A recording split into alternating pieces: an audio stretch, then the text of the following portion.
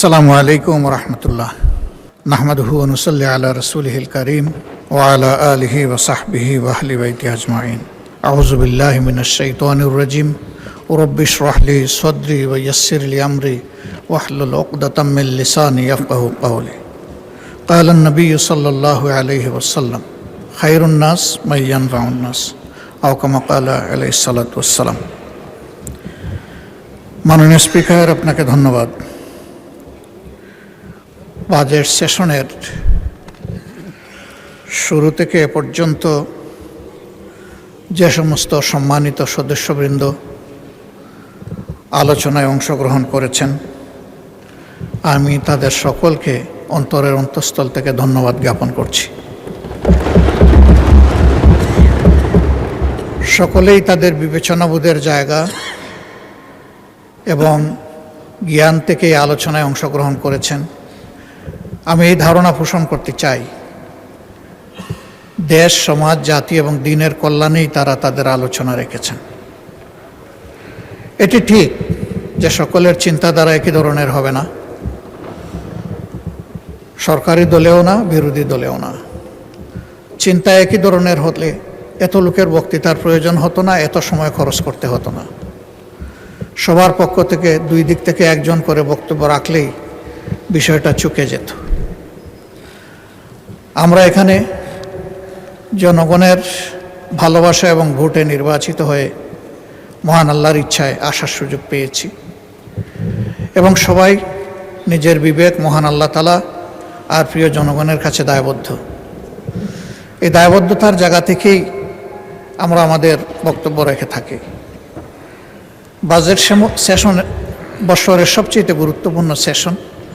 এর ভিত্তির উপর পুরা বছরটি কেমন যাবে তাই নির্ভরশীল।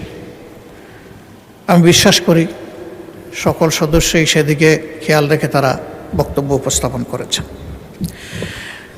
আমি আমার বক্তব্যের সূচনায় গভীর শ্রদ্ধা প্রদর্শন করছি এবং তাদের জন্য মাগফিরাত কামনা করছি। মরহুম প্রেসিডেন্ট জিয়াউর রহমান, আল্লাহ তাকে শহীদ হিসাবে কবুল করুন। মাওলানা আব্দুল হামিদ খান বাসানী, যার অসামান্য অবদান রয়েছে জাতির জন্যে। জেনারেল আতাউল গনি উসমানী, যিনি মুক্তিযুদ্ধে সফল নেতৃত্ব দিয়েছেন। স্বাধীনতার পতাকা উত্তোলনকারী আসম আব্দুর রব, যিনি সাহসী যুবক হিসাবে সেদিন গর্জন করেছিলেন। সকল শহীদ এবং জীবিত মুক্তিযোদ্ধা, 90-এর গণ আন্দোলনের শহীদ, 28 অক্টোবরের শহীদ, পিলখানা হত্যাকাণ্ডের শহীদ, শাপলা চত্বরের শহীদ, 17.5 বছর ফ্যাসিবাদী শাসনের বিরুদ্ধে লড়াই করতে গিয়ে যে সমস্ত লোক শহীদ হয়েছেন, বিশেষ করে আমার প্রিয় দলের সম্মানিত সিনিয়র নেতৃবৃন্দ। আমরা একটি কষ্টে বুকা দল। আমাদের 1-2 করে 11 জনকে আমাদের বুক থেকে ছিনিয়ে নেওয়া হয়েছে। 12 নম্বর জন এখানে জীবিত আছেন। বাকি সকলেই দুনিয়া থেকে বিদায় নিয়েছেন। আল্লাহ তাআলা তাদের সকলকে শহীদের যথাযথ মর্যাদা দান করুন। তাদের দুঃখী পরিবারের প্রতি আমি গভীর সমবেদনা জানাচ্ছি। সেই সাথে 24-এর গণ অভ্যুত্থানের সকল শহীদ, আহত এবং পঙ্গু এবং ফ্যাসিবাদী আমলে গুম হওয়া সকল পরিবার, ব্যক্তি, তাদের সকলের প্রতি আমি গভীর শ্রদ্ধা এবং সমবেদনা জ্ঞাপন করছি। পিলখানায় নির্মমভাবে যাদেরকে হত্যা করা হয়েছে, জাতির শৌর্যবীর্যের জায়গায় মূলত আঘাত দেওয়া হয়েছে, আমি তাদেরকেও গভীর শ্রদ্ধায় স্মরণ করছি এবং আল্লাহ তাআলার দরবারে তাদের শাহাদত কবুল হওয়ার জন্য দোয়া করছি। সীমাহীন ত্যাগের মধ্য দিয়ে আজকের এই পার্লামেন্ট গঠিত হয়েছে। এই পার্লামেন্ট আমরা মূল থেকেই বলে আসছি, মজলুমের পার্লামেন্ট। সঙ্গত কারণেই আশা করি যে পার্লামেন্ট এমন কোনো আচরণ করবে না যেটা মজলুম দেশবাসীকে আহত করে। এই পার্লামেন্ট দায়িত্বশীল আচরণ করবে, জাতিকে স্বপ্ন দেখাবে, জাতিকে জাগিয়ে তুলবে, জাতিকে ঐক্যবদ্ধ করবে এবং জাতিকে সামনের দিকে এগিয়ে নেওয়ার চেষ্টা করবে। মাননীয় স্পিকার,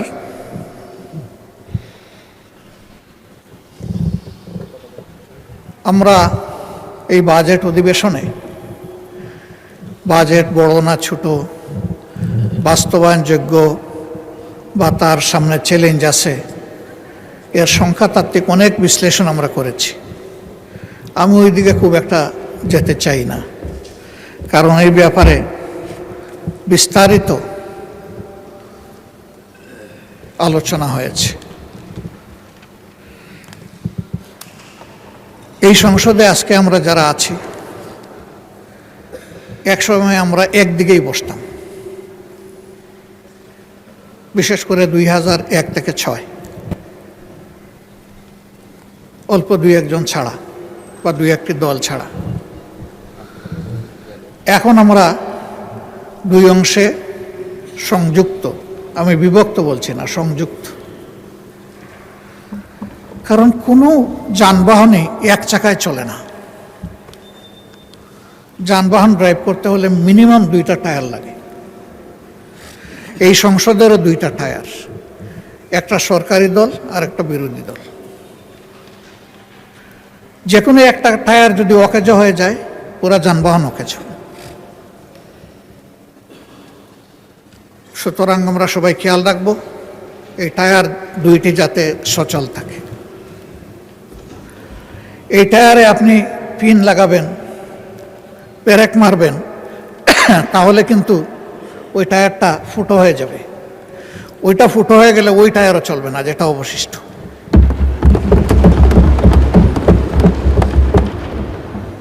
একটা চমৎকার টেন্ডেন্সি আমি লক্ষ্য করেছি। প্রায় সকল বক্তা কুচি কুচি করে কাটার পরে বলেন, এগুলো ছাড়েন, ছাড়িয়ে আসেন, আমরা ঐক্যবদ্ধভাবে দেশটা চালাই।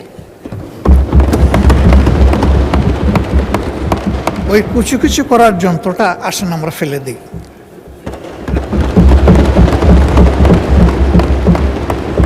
আমরা একটা বিউটিফুল ওয়ান্ডারফুল কম্বিনেশনে চলি। এর অর্থ এটি নয় যে সরকারি দলের যেটা অভিপ্রায়, বুঝে না বুঝে সেটাই হবে বিরোধী দলের অভিপ্রায়। আবার এর অর্থ এটিও নয় যে সরকারি দল সঙ্গত কোনো বিষয় নিয়ে সামনে আগালে বিরোধী দল বিরোধিতার খাতিরে শুধু বিরোধিতাই করে যাবে। এই দুইটার কোনোটাই না। সরকারি দলকেও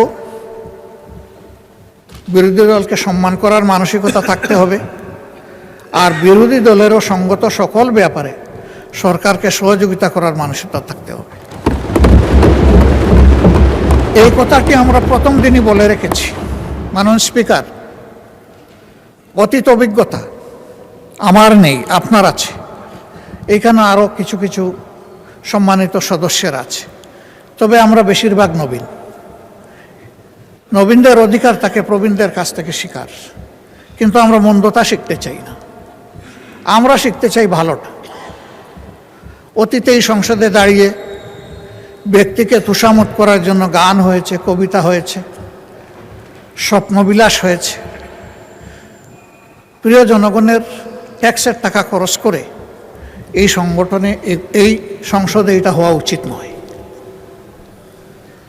এটা তুষামতের জায়গা নয়, এটা দায়িত্ব পালনের জায়গা, দায়িত্ব বুঝে নেওয়ার জায়গা, দায়িত্ব পালন করার জায়গা।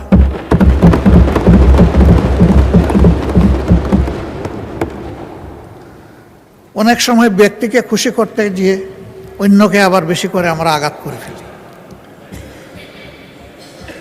আমি প্রথম দিন আপনার মাধ্যমে অনুরোধ করেছিলাম, অতীতের ব্যাড কালচারকে আমরা না বলি, বিশেষ করে এই সংসদে দাঁড়িয়ে চরিত্র হননের কোনো কাজ যেন না হয়, এবং আপনি যেন এটা এলাও না করেন। অভিজ্ঞতা বলছে তার কিছু উন্নয়ন হয়েছে, কিন্তু পুরোপুরি শেষ হয়নি। আমি আশা করব এরপরে আর এটা কন্টিনিউ করবে না। মাননীয় স্পিকার, বাজেট মূলত একটি জাতির টিকে থাকার এবং সামনে এগিয়ে যাওয়ার চার্টার। আমি ধন্যবাদ জানাই মাননীয় অর্থমন্ত্রীকে সরকার গঠনের পরে খুব কম সময় পেয়েও একটা বিধ্বস্ত অর্থনীতির ধ্বংসস্তূপের উপর দাঁড়িয়ে তিনি সংসদে একটা বাজেট পেশ করেছেন। 234 পৃষ্ঠার এই বাজেট পাঠ করতে তার অনেক কষ্ট হয়েছে, কষ্ট হওয়ার কথা। কয়েক ঘন্টা তাকে দাঁড়িয়ে বক্তব্য রাখতে হয়েছে। তার উপর একটি গুরুভার অর্পিত হয়েছে এই সংসদ এবং সরকারের পক্ষ থেকে। আমি এও বিশ্বাস করি তিনি তার জ্ঞান মতো এই বাজেটকে সর্বোচ্চ চূড়ায় নিয়ে যাওয়ার, সুন্দর করার তিনি চেষ্টা করেছেন। কিন্তু তারপরেও তিনি এবং তার টিম ব্যক্তিগতভাবে মানুষ, সমষ্টিগতভাবে মানুষ। মানুষের কোনো প্রয়াস সম্পূর্ণভাবে ভুলের ঊর্ধ্বে হওয়ার প্রশ্নই ওঠে না। এর মধ্যে ত্রুটি এবং ঘাটতি থাকবে, এটাই স্বাভাবিক। এটা আমি করলেও থাকত। বিরোধী দলের কাজ হচ্ছে ওয়াচ ডগের কাজ করা। তারা তীক্ষ্ণ দৃষ্টিতে দেখবে এই বাজেটের মাধ্যমে জনকল্যাণের পরিবর্তে কোথাও জনগণের কোনো ক্ষতি হচ্ছে কিনা, এবং বিশেষ করে সমাজের ন্যায্যতার ভিত্তিতে যাদের পাওনা আছে তারা বঞ্চিত হচ্ছে কিনা, এবং কোনো জায়গায় জনগণের অর্থের অপচয়ের প্রস্তাবনা আছে কিনা, এ বিষয়গুলো দেখা মূলত বিরোধী দলের কাজ। সরকারি দলের বন্ধুরা বিরোধী দলের সমালোচনাকে কেউ কেউ ওয়েলকাম করেছেন, আমি তাদেরকে ধন্যবাদ জানাই। আবার কেউ কেউ বিরক্তি প্রকাশ করেছেন, আমি তাদেরকেও ধন্যবাদ জানাই। এইসব বৈচিত্র্য নিয়েই এই সংসদ, এ বৈচিত্র্য থাকুক। সরকারি দল বাজেটের প্রশংসা করতে থাকুক, বিরোধী দল হালকা প্রশংসার সাথে ভারী ওয়াচডগের কাজটাও করে যাক। তাহলে বাজেট সত্যিকার অর্থে পূর্ণতা পাবে, এবং আমরা এটা আশা করতে চাই। বিরোধী দলের পক্ষ থেকে, এমনকি সরকারি দলের পক্ষ থেকেও কিছু কিছু বিষয়ে কিছু প্রস্তাবনা এসেছে, এবং আমি বেশ কিছু প্রস্তাবনাকে একান্তভাবে যৌক্তিক মনে করি। রেওয়াজ অনুযায়ী সম্পূরক বাজেটের উপরে কাট মোশন ছিল, সেখানে একটাও গ্রহণ করা হয় নাই। যদি 1 টাকার একটাও গ্রহণ করা হতো তাহলে ডেমোক্রেসিতে সুন্দর একটা চ্যাপ্টার যোগ হতো। এবারও যে প্রস্তাবনাগুলো এসেছে, আমি আশাবাদী হতে চাই যে সবগুলাই অবলীলায় অগ্রাহ্য হবে না, বরঞ্চ যেগুলা যৌক্তিক মাননীয় অর্থমন্ত্রী বিবেচনায় নিয়ে সেগুলা গ্রহণ করবেন এবং তার পূর্ণাঙ্গ প্রস্তাবনায় সংশোধিত আকারে তিনি এই সংসদে পেশ করবেন। তাহলে দেশবাসী বুঝতে পারবে যে এই সংসদের আলোচনা শুধু সময় ক্ষেপণের জন্য নয়, কিন্তু কিছু কথার ফুলঝুরি নয়, এর বাস্তবতা রয়েছে, এর মধ্যে সারবস্তু আছে। মাননীয় স্পিকার, এই সেশনটা কার্যত আগামীকালকে শেষ হবে না, কিন্তু এই চ্যাপ্টারটা ক্লোজ হবে আগামীকাল। কারণ জুলাইয়ের 1 তারিখ থেকে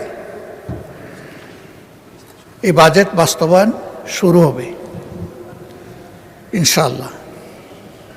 এই ক্ষেত্রে আমাদের সুস্পষ্ট প্রস্তাবনা যে আমরা দেখতে পাচ্ছি অতীতে বর্তমানে কোনো বেশ কম হয়নি।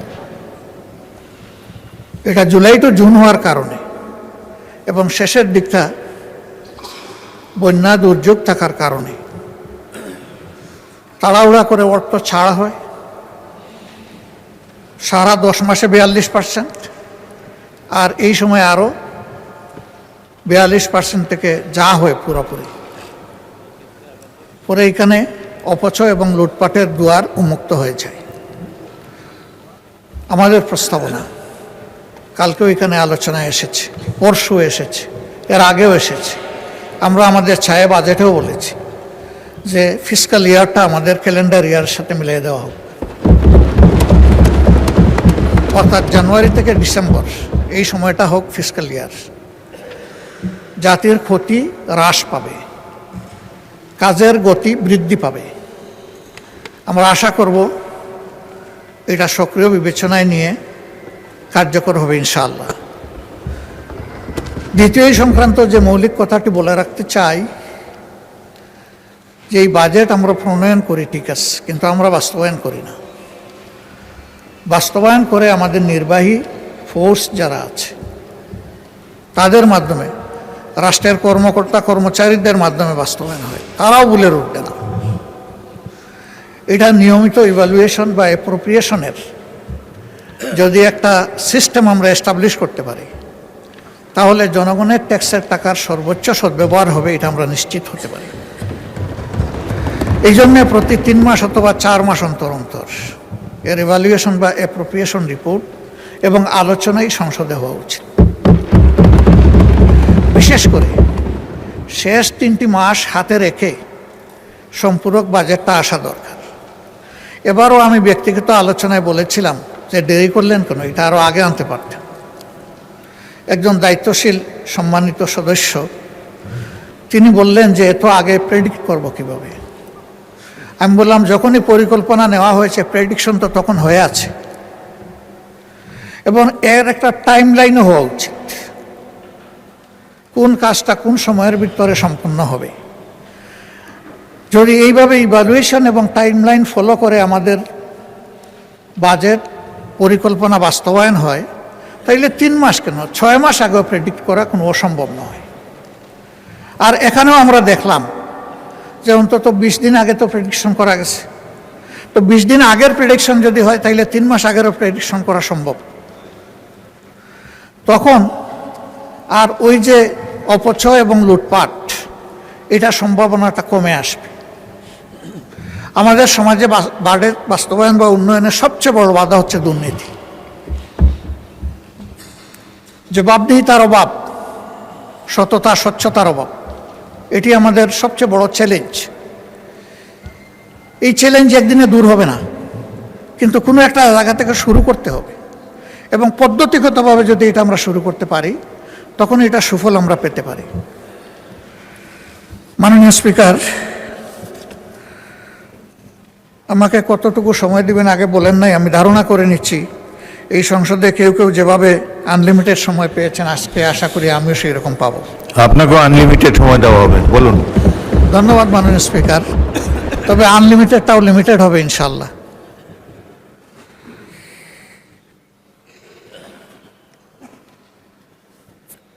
মাননীয় স্পিকার, আমি সব খাতওয়ারি বিষয়গুলো এখানে আনবো না। যে বিষয়গুলোকে আমি সবচেয়ে বেশি গুরুত্বপূর্ণ মনে করি সেই বিষয়গুলো এখানে আনতে চাই। বাজেট দেশের জনগণের জন্য, এখানে সকল জাতি গোষ্ঠী অঞ্চল সমন্বিত হবে, সম্পৃক্ত থাকবে। তবে একটা ইনসাফ ভিত্তিক বাজেট তখনই হবে যখন সমাজের পিছিয়ে পড়া অংশ এবং অঞ্চলকে অধিক গুরুত্ব দিয়ে বাজেটে সম্পৃক্ত করা হবে, এবং এই বাজেটের সুফল যখন সবাই পাবে, কেউ এর সুফল থেকে বঞ্চিত হবে না। এই বাজেটে আমরা লক্ষ্য করেছি তার ব্যতিক্রম আছে। সেই ব্যতিক্রমটা নিয়ে অনেকেই কথা বলেছেন, আমিও আবার কথা বলছি। শিক্ষা জাতির মেরুদণ্ড। আমাদের শিক্ষা ব্যবস্থা ভালো নেই। বিভিন্ন ধরনের অনিয়ম অপকর্মের কারণে এটা বিশ্বের মিনিমাম স্ট্যান্ডার্ড আমাদের দেশ মেনটেন করতে পারে না। 18 কোটি মানুষের দেশে এতগুলা পাবলিক বিশ্ববিদ্যালয়, এতগুলা প্রাইভেট বিশ্ববিদ্যালয়, কিন্তু বিশ্ব র্যাঙ্কিংকে গুরুত্বপূর্ণ জায়গায় আমরা এখনো জায়গা করে নিতে পারিনি, বরঞ্চ দিন দিন আমরা পিছিয়ে যাচ্ছি। এর মূল কারণ এই শিক্ষা প্রতিষ্ঠানগুলো নিয়ে আমাদের কোনো নির্দিষ্ট ভিশন নেই এবং সেই জায়গায় দক্ষতা বৃদ্ধির এবং দক্ষ লোকের সম্মান করার কোনো জায়গা নেই। বরাবরই রাজনৈতিক আনুগত্যকে প্রাধান্য দেওয়ার কারণে নিজেদের ইচ্ছা অনিচ্ছার লালন পালন করার কারণে আমাদের শিক্ষা পিছিয়ে যাচ্ছে। কোথায় গিয়ে ঠেকবে আল্লাহ ভালো জানে। থামাতে হবে, আর পিছনের দিকে যেতে দেওয়া যাবে না। এখন একটা জায়গা থেকে শুরু করে সামনে এগিয়ে যেতে হবে। সেই শিক্ষা আমাদের দেশে বহুমাত্রিক। এখানে সাধারণ শিক্ষা আছে, কেজি থেকে শুরু করে বিশ্ববিদ্যালয় পর্যন্ত। আবার এখানে মাদ্রাসা শিক্ষা আছে। মাদ্রাসায় আবার 2টি মৌলিক ধারা আছে, একটি আলিয়া মাদ্রাসা আর একটি কওমি মাদ্রাসা। আলিয়া মাদ্রাসা সরকারি কনসিডারেশনে যেটুকুই হোক আছে, কিন্তু বিশাল একটা অংশ কওমি মাদ্রাসা যারা, তাদের কোনো কনসিডারেশন এই বাজেটে নেই। অথচ সরকারের ট্রেজারিতে তারাও তো ট্যাক্স দিচ্ছে। প্রত্যেকটি নাগরিক কিন্তু পরোক্ষ এবং প্রত্যক্ষ কর পরিশোধ করে থাকে, তো তাদের তো হক আছে, তাহলে তারা কেন উপেক্ষিত হবে? হ্যাঁ, এখানে তাদের কিছু আশঙ্কা আছে।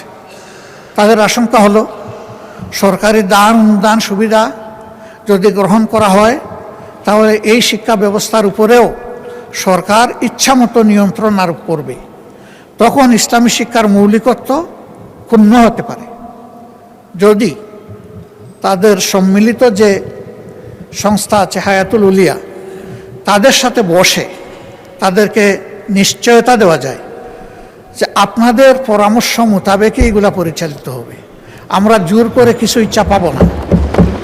রাষ্ট্রের ট্রেজারিতে আপনাদের হক আছে, আপনাদের হক আপনাদের হাতে তুলে দেওয়া আমাদের দায়িত্ব, আমাদেরকে এই সুযোগ আপনারা সৃষ্টি করে দেন। তখন একটা রাস্তা বের হবে। আমি মনে করি তাদেরকে এই বাজেটে ইনক্লুড করা উচিত। এখন মেকানিজম কি হবে, সরকার এটা বের করে নেবে। এই ক্ষেত্রে যদি আমাদের কোনো সহযোগিতা লাগে, আমরা প্রস্তুত। আমাদের সহযোগিতা ছাড়াই যদি সরকার একা সমাধান করে বলে ধন্যবাদ দেব, অসুবিধা নেই, কাজটা হওয়া দরকার। এরপরে আমরা লক্ষ্য করলাম প্রাইমারি স্কুলের প্যারালাল সংখ্যায় যাই হোক,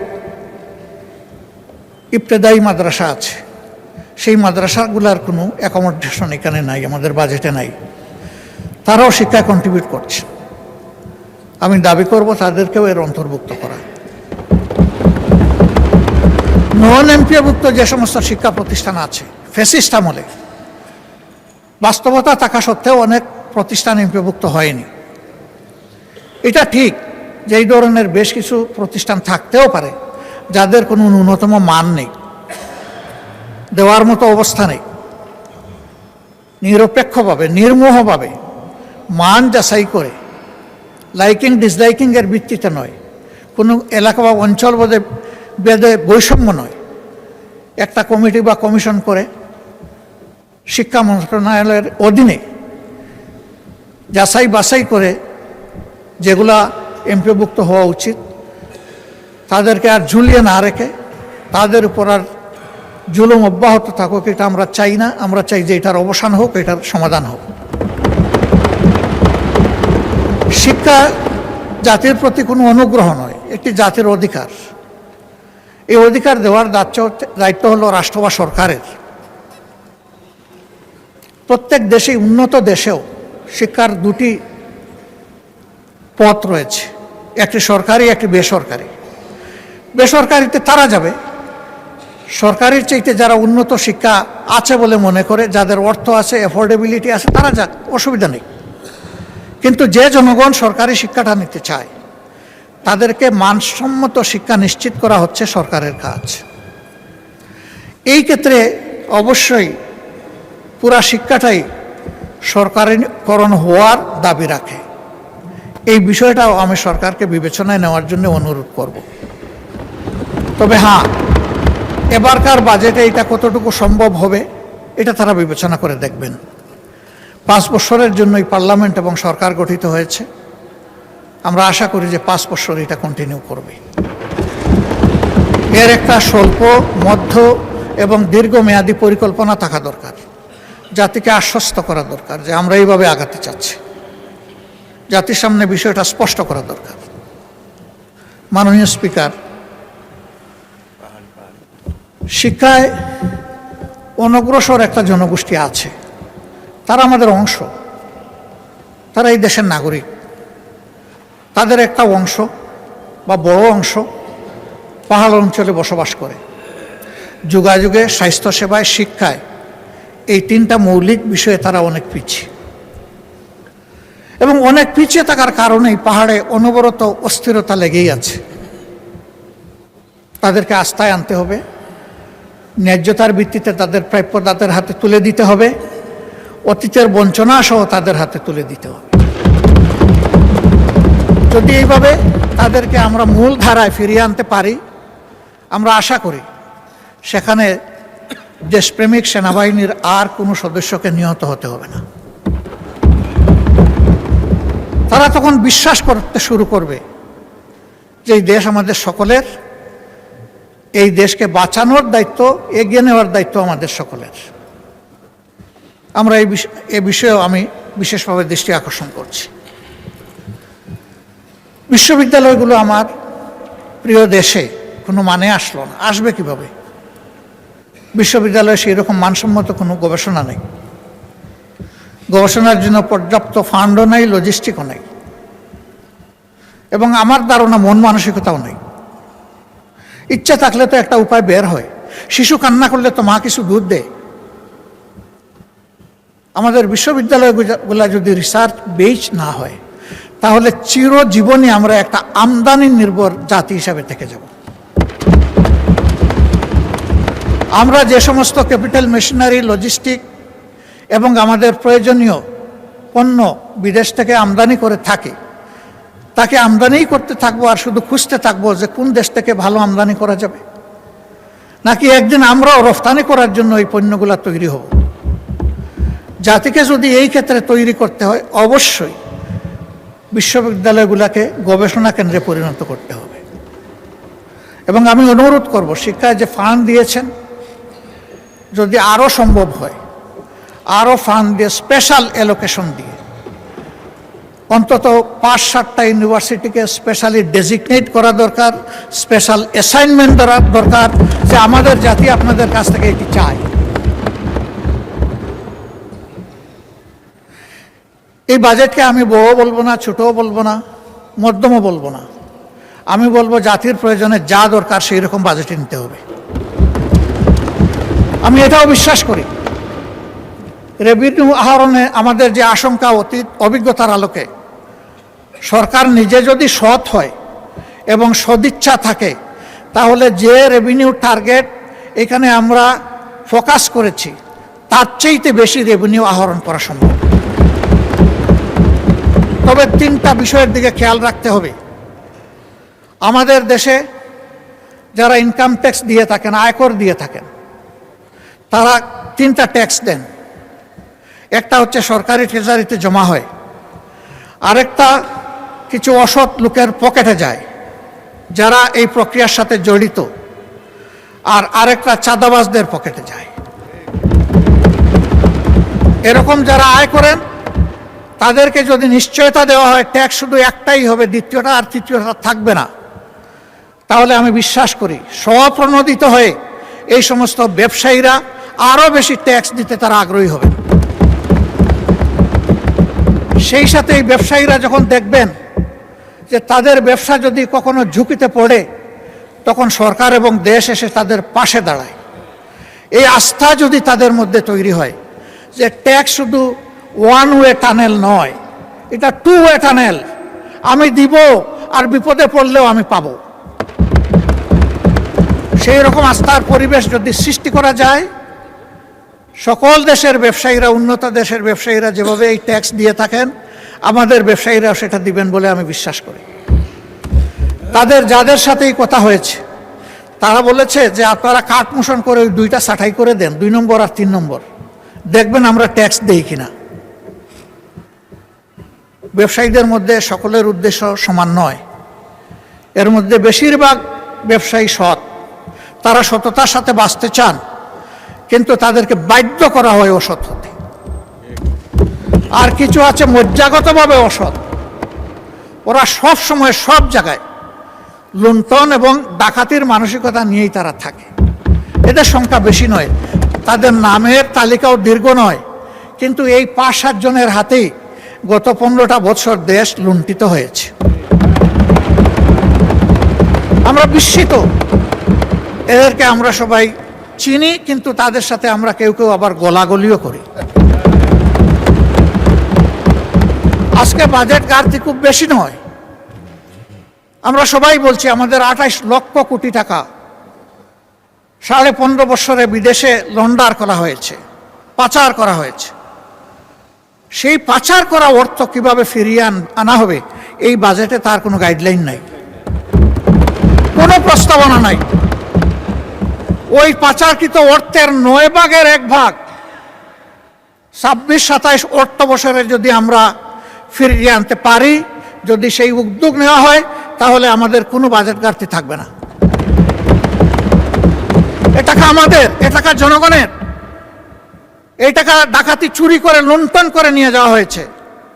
জনগণের সম্পদ জনগণকে ফিরিয়ে দিতে হবে, আর সম্পদের সাথে কালপ্রিটদেরকে ফিরিয়ে আনতে হবে। শুধু সম্পদ আসলো, কালপ্রিটরা থেকে গেল, তাহলে কিন্তু সঠিক শিক্ষা হবে না। ওদেরকেও ফিরিয়ে এনে শাস্তির মুখোমুখি করতে হবে, তাহলে বাকি আর কেউ কালো হাত জনগণের সম্পদের দিকে বাড়ানোর আর সাহস করবে না। আর এই বিষয়টা যদি উপেক্ষা করা হয়, তাহলে আগামীতে এর চাইতে বড় ডাকাত তৈরি হবে, এবং এরা ধরে নেবে যে এই নিয়ে মিডিয়ায়, সংসদে একটু চিল্লাচিল্লি হবে, কথাবার্তা হবে, তারপরে সব মালিশ, আর কিছুই থাকবে না। এখানে আমরা দৃশ্যমান কার্যকর পদক্ষেপ দেখতে চাই। এর জন্য সংশ্লিষ্ট দেশসমূহের সাথে MOU চুক্তি যা করতে হয়, আইনগত সকল পথ খুলেই আগাতে হবে, কিন্তু এই গতিটা যেন হরিণের গতি হয়, কচ্ছপের গতি না হয়। কারণ এই সম্পদ যত তাড়াতাড়ি ফিরে আসবে, রাষ্ট্র তত বেশি উপকৃত হবে, আমাদের বঞ্চনা দূর হবে। এই ব্যাপারে বিরোধী দল হিসাবে আমরা যাদের সাথে বসেছি, বিদেশের যে সমস্ত ডেস্টিনেশনে আমাদের এই টাকাগুলো গিয়েছে, আমরা তাদের সাথে পরিষ্কার কথা বলেছি, এই টাকা আমাদের, আপনারা ফিরিয়ে দিতে সাহায্য করুন। আমাদের সরকার যদি উদ্যোগ নেয়, তাদেরকে আপনারা সহযোগিতা করুন। বিরোধী দল হিসাবে আরও যদি কিছু করার আমাদের থাকে বলবেন, সেটাও আমরা করব। আমরা দেশকে ভালোবাসি। সরকারি দল, বিরোধী দল বড় কথা নয়। এখান থেকে অনেকেই বলেছেন যে আপনারা এত সমালোচনা করেন, একদিন তো আপনারা সাইড বদল করে এখানেও আসতে পারেন। আল্লাহ ভালো জানেন, তুতিল মুলকা মান তাশা ওয়া তানজিউল মুলকা মিম্মান তাশা। আল্লাহ ভালো জানেন ক্ষমতার পালা বদল কখন হবে, কারে দিয়ে হবে, কিভাবে হবে, তবে হবে, এটাই কথা।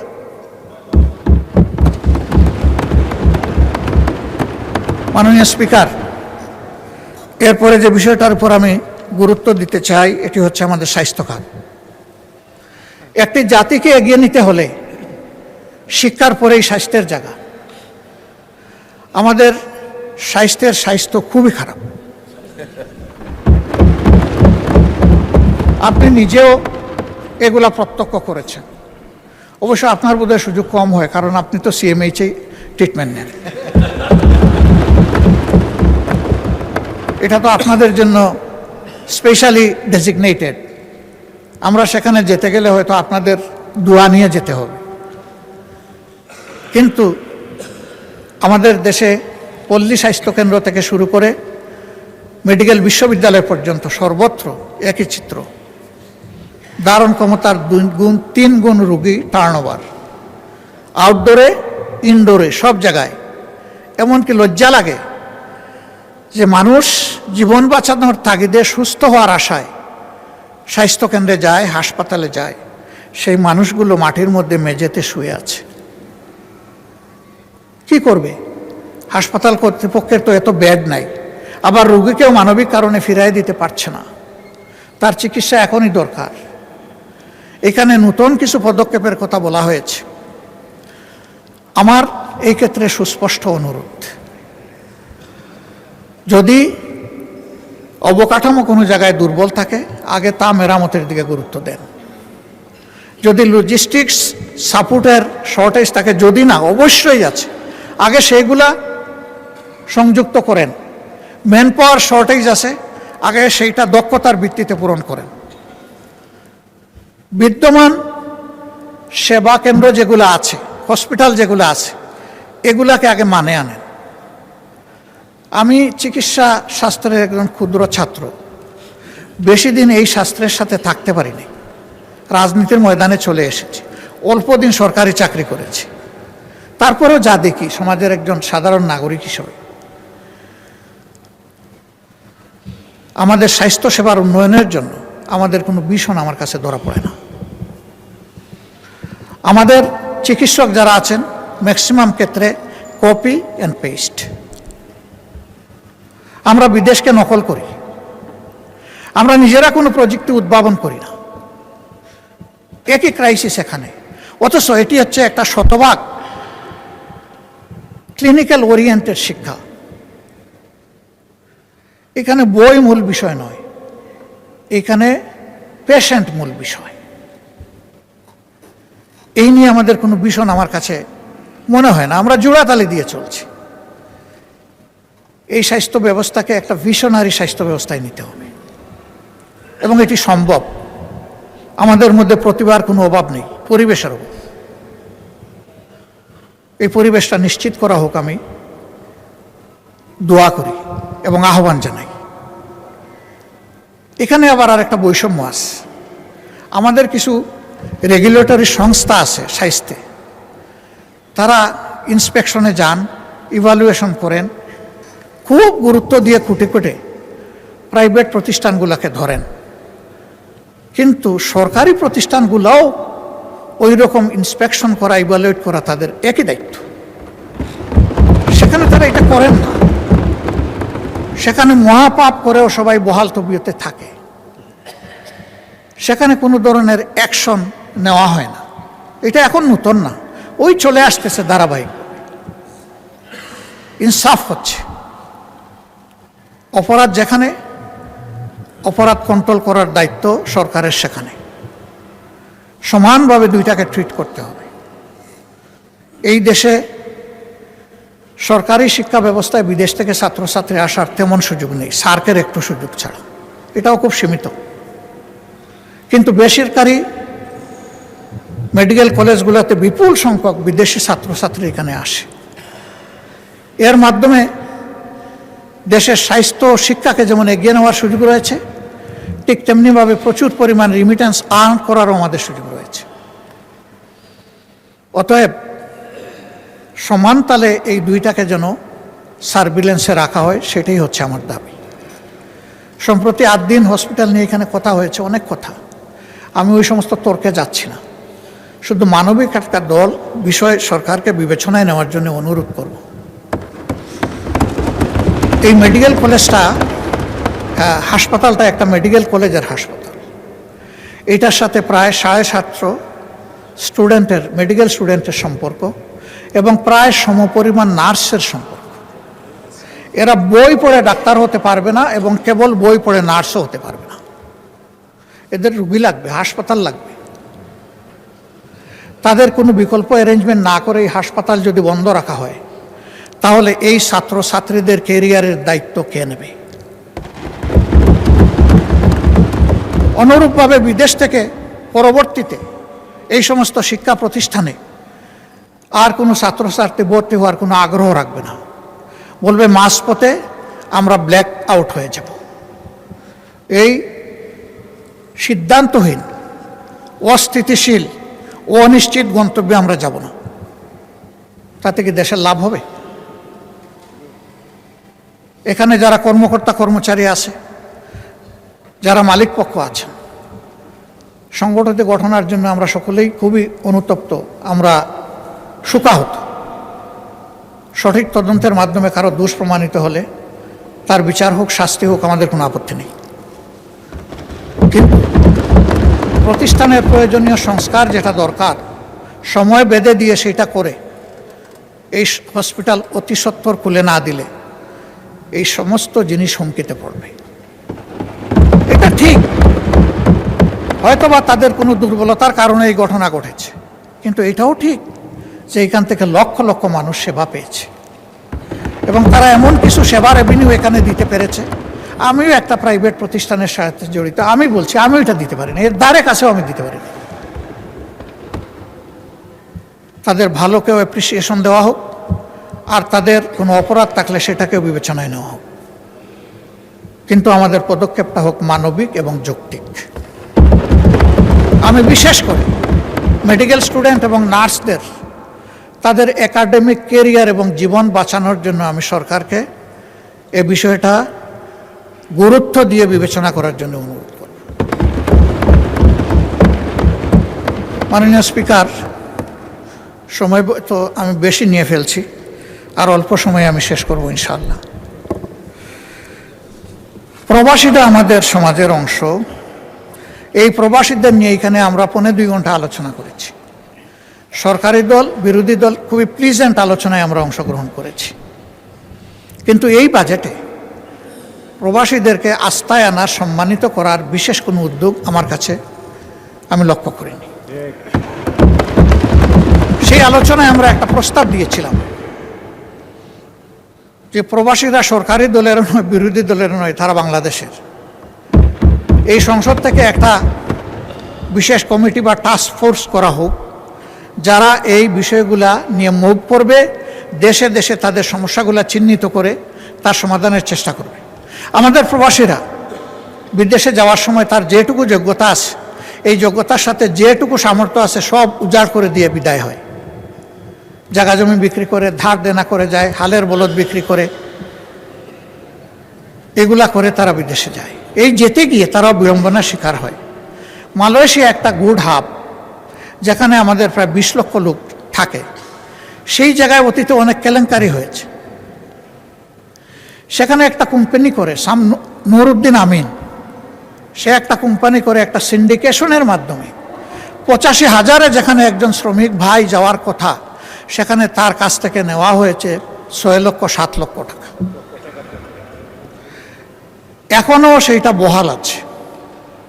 আমি এই গণতান্ত্রিক সরকারকে অনুরোধ করব, হাত দেন, ভেঙে দেন সিন্ডিকেট, খুলে দেন দুয়ার, চলে যাক শ্রমিক মাত্র 85,000 টাকায়। যারা জেলের ভিতরে আছে তাদেরকে মুক্ত করার জন্য আমাদের মাননীয় প্রধানমন্ত্রী তার সফরে কথা বলেছেন, ধন্যবাদ।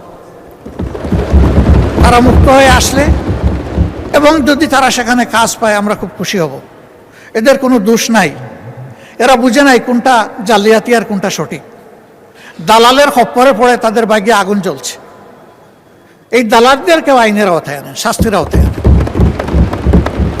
এই চেইনটা ভেঙে দেন, খান খান করে দেন। ওই চেইন রেখে মলম দিলে আমাদের কোনো লাভ হবে না, বারবার ফুসকা উঠতেই থাকবে। তাদের আরও অনেকগুলো সমস্যা আছে, আমি সেগুলার দিকে গেলাম না। আর মালয়েশিয়াই শুধু প্রবলেম না, প্রবলেম সর্বত্র। এক জায়গায় হাত দিলে সব জায়গায় কভার হয়ে যাবে, এবং আমি বিশ্বাস করি এটা আনঅ্যাচিভেবল নয়, এটা অ্যাচিভেবল। এখানে দরকার সদিচ্ছা আর কঠোর পদক্ষেপ। আমরা সরকারের সাথে এই ব্যাপারে আছি।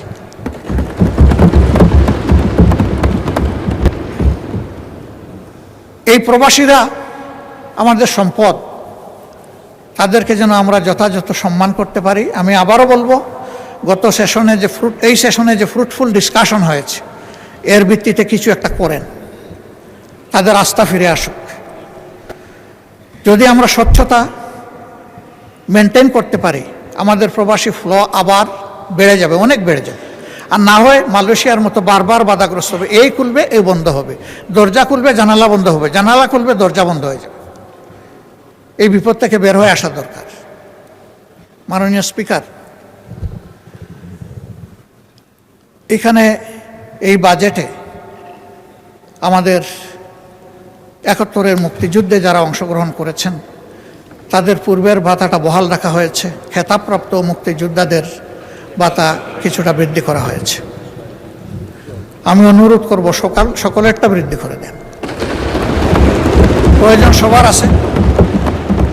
খেতাব যারা পেয়েছেন তাদেরকে তো জাতি আলাদা সম্মান করে, কিন্তু প্রয়োজনটা আছে সবার। এই জন্য সবাইকে এই জায়গায় সম্মানের জায়গায় আমরা নিয়ে আসি। গত 17.5 বৎসরে যত মানুষ জুলুমের শিকার হয়েছে, এমনকি 28 অক্টোবর থেকে, 28 অক্টোবর শুধু জামাতের লোকেরা নিহত হয় নাই, একদিনে 34 জন মানুষ বিরোধী দলের নিহত হয়েছিল। তার মধ্যে 14 জন জামাত ইসলামের, 20 জন বিএনপির।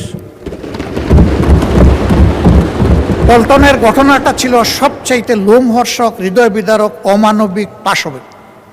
এই জন্য এইটা রেকর্ডে গিয়েছে। তাদেরকেও এই মজলুমের তালিকায় এনে 17.5 বৎসরে যারা খুন এবং গুমের শিকার হয়েছেন তাদের সকলকে বিবেচনায় আনা দরকার। জুলাই আন্দোলনে জুলাই যোদ্ধাদের যে সম্মান দেখানো হয়েছে, বিগত সরকার এটা দেখিয়েছে। আমি অনুরোধ করব এটাকে আরও আপহোল্ড করার জন্য। এই সরকার যেন আরও নতুন কিছু ভালো যোগ করে এখানে, তাহলে এই দেশের মায়েদের গর্মে বেশি বেশি করে বীর জন্ম নেবে ইনশাআল্লাহ।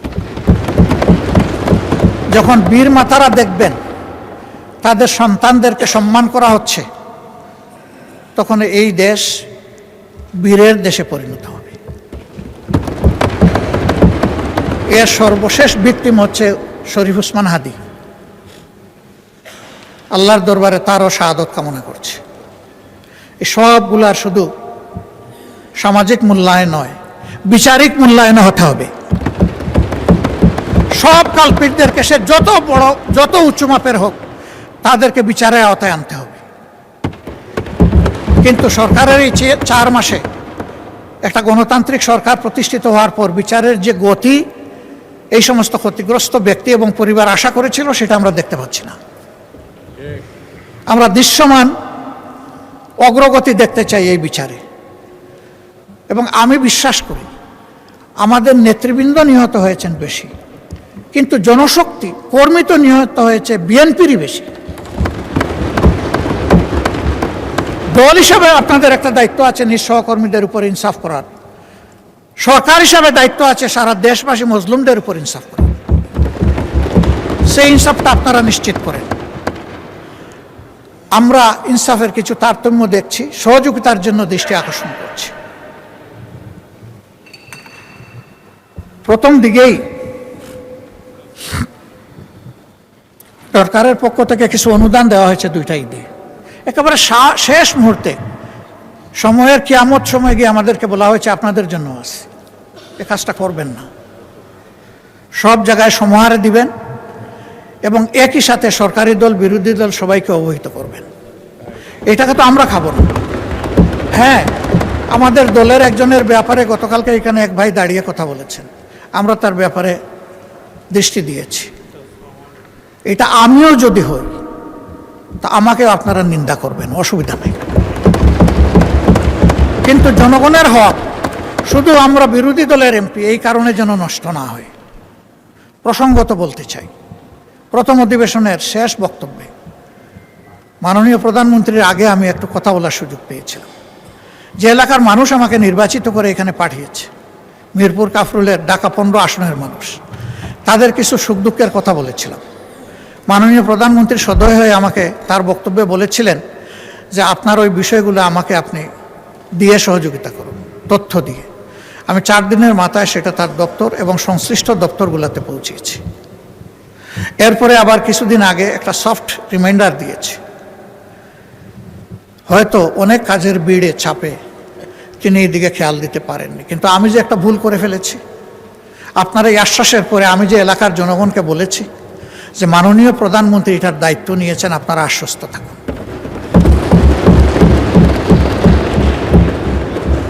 আমি মাননীয় প্রধানমন্ত্রীকে বলেছিলাম অবস্থাটা পানির জন্য কারবালার মতো, 1 ফোঁটা পানি পান করার সুযোগ দিন। পানির জন্য এখন ডেইলি সেখানে মানুষ বিক্ষোভ করে। আবার কিছু অসাধু ব্যক্তি রাজনৈতিক যুগ সাজসে রাতের বেলা এরা পানির পাইপ কেটে বিভিন্ন জায়গায় তাদের পাওনাটা আদায় করে, অবৈধ পাওনা আদায় করে সেখানে পানির অবৈধ সংযোগও দিচ্ছে। মাননীয় প্রধানমন্ত্রী, এখন আর এই এলাকা আমার থাকে নাই, দায়িত্ব আপনি নিয়েছেন, এখন এই এলাকা আপনার। বদনাম সুনাম যা হবে আপনার হবে, আমি কিন্তু ভার মুক্ত। আমি বলে দিয়েছি যে উনি দায়িত্ব নিয়েছেন, এখন আপনি কি করবেন সেটা আপনার ব্যাপার। আমি শুধু স্মরণ করাই দিলাম, এই একটি এলাকায় যদি প্রধানমন্ত্রীর কাছ থেকে বিরোধী দলের একজন ক্ষুদ্র সদস্য হিসাবে আমি ইনসাফ না পেয়ে থাকি, তাহলে সারা বাংলাদেশে বিরোধী দলের সদস্যরা কি পাচ্ছেন সেটা তো আমার আশা।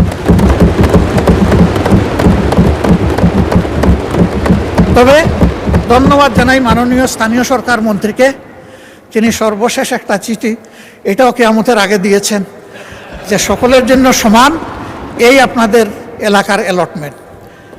আপনি যখনই দেন আপনাকে বিশেষ ধন্যবাদ, সমানভাবে দেওয়ার কারণে। এই সাম্যতাটাই চাচ্ছি, এইটাই মেনটেইন হোক সর্বক্ষেত্রে। মাননীয় স্পিকার, আমি সিলেটের মানুষ, একটা কথা সিলেটের ব্যাপারে বলতে হয়। সিলেট, উনি আবার হাফ সিলেটি, কাজে এখানে আমরা 1.5 জন 1+0.5। ঢাকা সিলেট যে মহাসড়ক 6 লেনের কাজ শুরু হয়েছে ফ্যাসিস্ট সরকারের আমলে, কিন্তু এইটা দেখে মনে হচ্ছে এটা বোধহয় আগ্রার তাজমহল জাতীয় কিছু হবে। কত বছর লাগবে আমরা জানি না। গুইসাপের মতো হাঁটি হাঁটি এটার কাজ চলছে। প্রধানমন্ত্রী নিজেও কিন্তু এটা এক্সপেরিয়েন্স করেছেন, তাকে ধন্যবাদ। কারণ ওই রাস্তা দিয়ে চলতে গেলে বঙ্গোপসাগরে যাওয়ার দরকার নাই, ঢেউ দেখতে গেলে ওখানেই যাওয়া যথেষ্ট। এর একটা অবসান চাই সিলেটবাসী। আমি আপনার মাধ্যমে দৃষ্টি আকর্ষণ করলাম। যোগাযোগ মন্ত্রী মহোদয় আছেন, মন খারাপ করবেন না, আপনাকে সাহায্য করার জন্য বলেছি। দক্ষিণ পশ্চিমাঞ্চল যশোর, খুলনা এবং সাতক্ষীরা, এই 3টা জেলার বিস্তীর্ণ এলাকা ওয়াটার লগড হয়ে আছে দীর্ঘদিন ধরে, এর কোনো সমাধান নাই।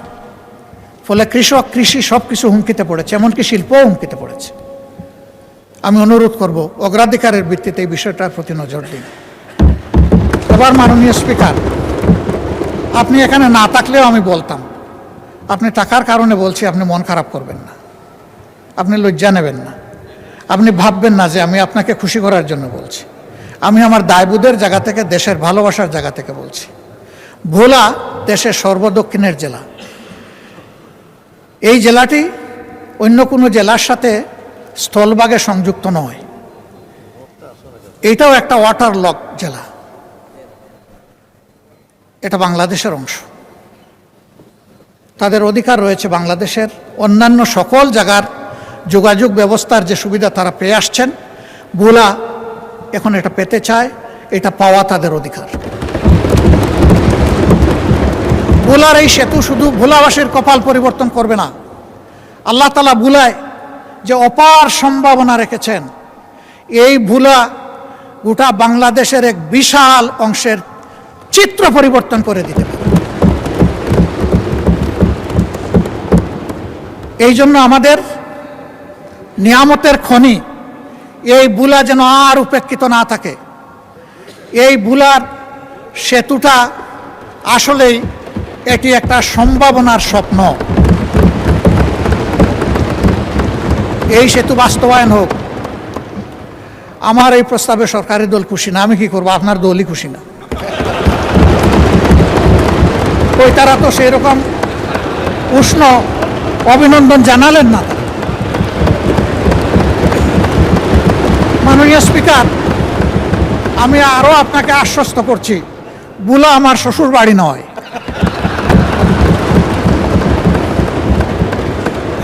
কিন্তু ভোলা বাংলাদেশের অংশ। বাংলাদেশের প্রতি ইঞ্চি জায়গাকে আমি বিশ্বাস করি এই 350 বা 348 জন সংসদ সদস্য অন্তরে ধারণ করেন, আমিও ধারণ করি।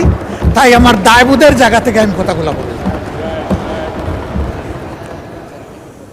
বুলার উন্নয়ন, পুরা দক্ষিণ অঞ্চলের উন্নয়ন বয়ে আনুক, আমি দোয়া করি। আর আমি কথা বাড়াচ্ছি না, অনেক সময় নিয়ে নিছি। আপনি আনলিমিটেড দিয়েছিলেন, আসলে আমি আনলিমিটেড করে ফেলেছি। ও, এই দিক থেকে আওয়াজ আসছে তিস্তা মহাপরিকল্পনা। আমি মাননীয় প্রধানমন্ত্রীকে অভিনন্দন জানাই আরেকবার। তার সফরের পরে অভিনন্দন জানিয়েছিলাম, আরেকবার অভিনন্দন জানাই। তিস্তা মহাপরিকল্পনা বিষয়ে তিনি শক্তিশালী বন্ধু দেশ চীনের সাথে কথা বলেছেন এবং পানি সম্পদ মন্ত্রী গতকাল তার বক্তব্যে আশ্বস্ত করেছেন যে ইনশাল্লাহ যে নামেই হোক কাজ শুরু হয়ে যাবে। আমরা নামের কাঙ্গাল নই, আমরা কামের কাঙ্গাল। কামটাই দেখতে চাই। নাম নিয়ে শেষ কথা বলে আমি বিদায় নেই। আমি সিলেটের মানুষ, চাকরি করেছি সুনামগঞ্জ, আমার বাড়ি মৌলভীবাজার, বিয়ে করেছি সিলেট জেলায়। 3টা জেলা আমার কাভার হয়েছে। তো সুনামগঞ্জে একটা শিক্ষা প্রতিষ্ঠান স্থানীয় লোকেরা গড়ে তুললেন তাদের নিজের অর্থে এবং পরিশ্রমে। ভালো মানসম্মত একটা কলেজ, কিন্তু এমপিওভুক্ত হয় না। এইটা 96-2001 সালের সরকারের সময়। কোন সরকার ছিল এটা বুঝতেই পারছেন। তো মন্ত্রী মহোদয় এলাকার যিনি ছিলেন, তার একজন ঘনিষ্ঠ লোককে এলাকার লোকেরা ধরলো যে আমাদের এইটা একটু আপনি করে দেন। সে যখন গিয়ে বলল, তো উনি বললো ঠিক আছে করে দিব, এখানে আমার নাম থাকবে কিনা। ওই যে তাদের সাথে আলাপ করে দেখে লিডার, আর সে আলাপ করছে, লোকেরা খুব মন খারাপ করছে যে সব কিছু আমরা করলাম, ওনার নামে এখন কলেজ দিয়ে দিব, এটা কোন ধরনের ইনসাফ। তো তারা মন খারাপ করে পাকিস্তান আমলের এক সরপঞ্চের কাছে গেছে। তখন তার মেম্বার ছিল না, সরপঞ্চ ছিল। এই বৃদ্ধ লোকের কাছে গিয়ে বলছে যে ঠেকলে নাকি বৃদ্ধের কাছে আসতে হয়, আপনি একটু বুদ্ধি দেন, কি করব। আমাদের যুবকরা শুনে তো খেপে গেছে, বলে যে সারা জীবন আমাদের এমপিভুক্তি হওয়ার দরকার নেই, আমরা এইভাবেই চল। তো উনি বলে অসুবিধা নাই, ওই লোকটাকে দাওয়াত দাও যাকে তোমরা মাঝখানে ধরেছ, তার সাথে আমিও একটু বসতে চাই, তোমরাও থাকবা। তো ওই লোককে নিয়ে বসে বলছে যে ঠিক আছে মন্ত্রী মহোদয়, এত বড় একটা কাজ করে দিবেন, আর তিনি আশা করেছেন তার নামটা থাকুক। এরকম একটা সমন্বয় হতে পারে যে তারও নাম থাকবে, এলাকারও নাম থাকবে। তো যদি এটা তিনি মানেন, তাহলে একটা সমাধানে আমরা যেতে পারি। সে খুশি হয়ে গেছে যে প্রস্তাবে তো অর্ধেক মিলল। সে গিয়া যখন মন্ত্রীকে বলছে, মন্ত্রী তার গাড়ে ঠাস করে একটা চপ পড়ে বসাই দিচ্ছে। সে তো অবাক হয়ে গেল যে ভালো একটা প্রস্তাব নিয়ে আসলাম, উনি আমারে চোট দিলেন কেন। বলে যে তোর বাবারা কি বলছে তুই কি খেয়াল করেছিস, এলাকার নাম পাগলা। এখন যদি এলাকার নামের আগে আমার নাম হয় তাইলে অমুক পাগলা, আর যদি পরে হয় তাইলে পাগলা অমুক। যা কিছুই লাগবে না, ওরা তোরে জুতার বাড়ি দিয়েছে, আমি এর বিনিময়ে এমপিওভুক্ত করে দেব। আমি অনুরোধ করব আমরা যেন নামের পিছনে না দৌড়াই, আমরা যেন কাম নিয়ে পড়ে থাকি। ধন্যবাদ মাননীয় স্পিকার, কোনো ভুল হলে আমাকে ক্ষমা করবেন। প্রিয় দেশ এগিয়ে যাক, বাংলাদেশকে নিয়ে আমরা এগিয়ে যাই, যুবকদের স্বপ্নের বাংলাদেশ উপহার দেই এবং আমরা অতীতের গ্লানি থেকে বের হয়ে আসি। আল্লাহ হাফিজ, বাংলাদেশ জিন্দাবাদ। আসসালামু আলাইকুম রহমতুল্লাহ।